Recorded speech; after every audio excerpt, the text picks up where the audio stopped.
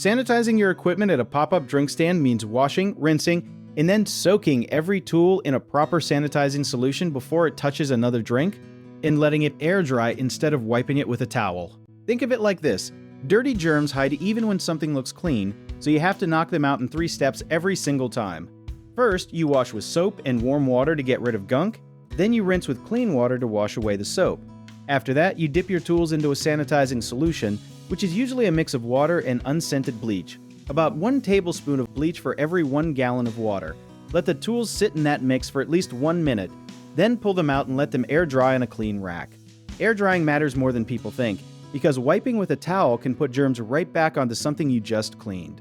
A neat trick that many small stands do not know about is using color-coded buckets, one for wash, one for rinse, and one for sanitize, so nobody accidentally mixes up the steps during a busy rush. One common mistake is letting the sanitizing water sit too long without checking it, because bleach solutions lose their strength after a few hours, so refresh your bucket every 2 hours to keep it working.